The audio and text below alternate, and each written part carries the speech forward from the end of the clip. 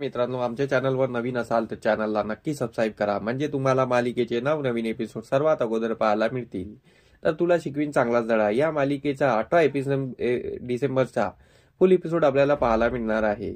तो असा की अधिपती आपल्या रूम मध्ये असतो आणि आजी आणि चारू वाज त्या रूम मध्ये येतात. अधिपतीला समजावला येतात. ते आजी अधिपतीला बोलतात की अधिपती, या सुनबाई घर सोडून चालल्या आहे, तू जरा थांबव ना. तर मग चारुवास पण समोर येतो. हो अधिपती, तू थांबवलं असतं ते थांबेल. तर अधिपती बोलतो, हो तुम्ही थांबा तिथेच. तर चारुवास बोलतो, ठीक आहे मी इथेच थांबतो. तर आजी अधिपतीला समजत असते, चारुवास पण समजत असतो. पण अधिपती काही समजायला खाली नसते. अधिपती डायरेक्ट बोलतो की तिला जे करायचं आहे ते करू दे, मला काही फरक पडत नाही. तर चारुवास बोलतो, ते तुझी बायको आहे, तू तिला समजावला पाहिजे. तिला सोडून जाऊ देऊ नको, नाहीतर या घराचा विनाश होईल. आता हे घर जागेवर आहे, नंतर विनाश होईल या घराचा. असं चारुवास अधिपतीला समजावत असतो. अधिपती बोलते, हो तुम्ही गप्प बसा हो. तुम्ही मला नको सांगा कोणाला घर सोडून जायचं आहे नाही. त्या आई साहेबाला घरातून बाहेर निघा म्हणते आणि हे कसं होणार, म्हणून मी त्यांना काही बोललो नाही. त्यांना जायचं असेल तर जाऊ द्या त्यांच्या इच्छेने. तर आजीला पण हे पटलेलं नसतं. आजी बोलते, असं कसं जाऊ द्या, ती तुझी लग्नाची बायको आहे, ती कशी घराच्या बाहेर जाईल. तर आजीचं समजवणं अधिपतीला थोडंसं खटकतं. अधिपती बोलतं, ठीक आहे चला बघूया. इकडे अक्षरा जायला निघाली असते. भुवनेश्वरी तिला अडवते. भुवनेश्वरी तिला बोलते, अहो सुनबाई, जास्त गड्डा खोदू नका, त्या गड्ड्यात तुम्हीच पडाल आणि तुम्हाला त्या गड्ड्यात काहीच सापडणार नाही. तुम्हाला बोललो होतो आम्ही की आमच्यामध्ये पडू नका, अधिपतीनं आमच्यामध्ये पडू नका. तुम्ही आता काय झालं, तर तुम्हाला घर सोडून जायची वेळ आली आहे. थोडं नमतं घेतलं असतं तर बरं झालं असतं. तर त्यावर दुर्गी पण तेल ओतत असते. तर दुर्गी आणि भुवनेश्वरी बोलत असताना अक्षरा बोलते, तुमचे जे रंग आहे ते मला चांगल्याने कळते आहे. तुम्हाला मी एक दिवस एक्सपोज केल्याशिवाय राहणार नाही. आणि तुम्ही काय बोलता हो, तुम्ही खोटं बोलता आणि तुम्ही असे वागता, त्यामुळे तुम्ही या जागेवर आहात. आता मी घर सोडून चालली आहे म्हणून तुमच्या मनात लड्डू फुटत आहे, असं ती बोलत असते. तर भुवनेश्वरी तिला बोलते. भुवनेश्वरी तिची मजा घेत असते. भुवनेश्वरीला खूप चांगलं वाटत असते. तर दुर्गे पण मधामधात बोलत असते. दुर्गी पण तिला बोलत असते.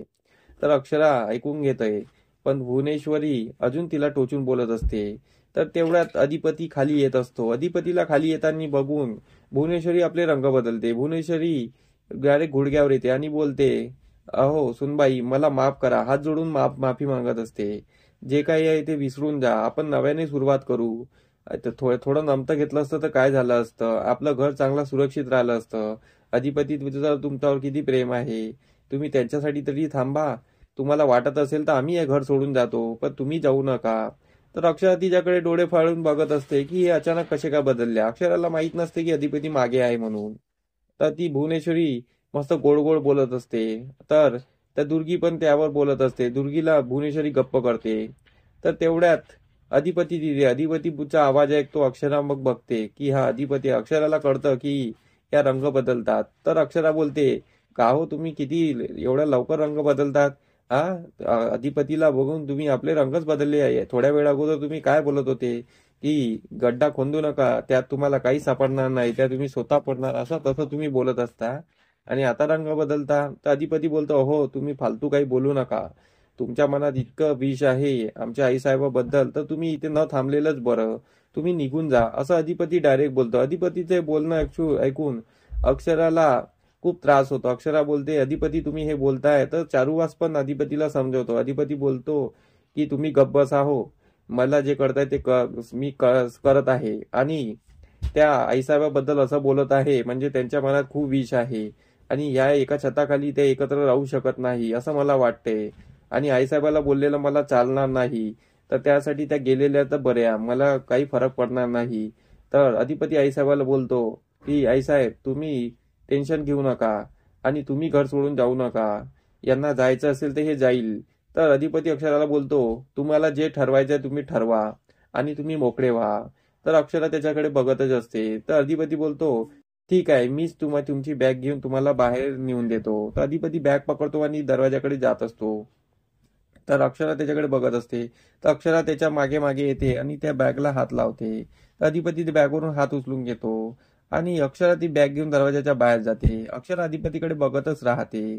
तर ही दुर्गी अक्षरा जशी घराच्या बाहेर गेली की ती दरवाजा लावून घेते. दरवाजा लावून घेतल्यानंतर अक्षरा त्या दरवाजाकडेच बघत राहते. अधिपती इकडे स्तब्ध उभा असतो. तर भुवनेश्वरीला खुशी झालेली असते.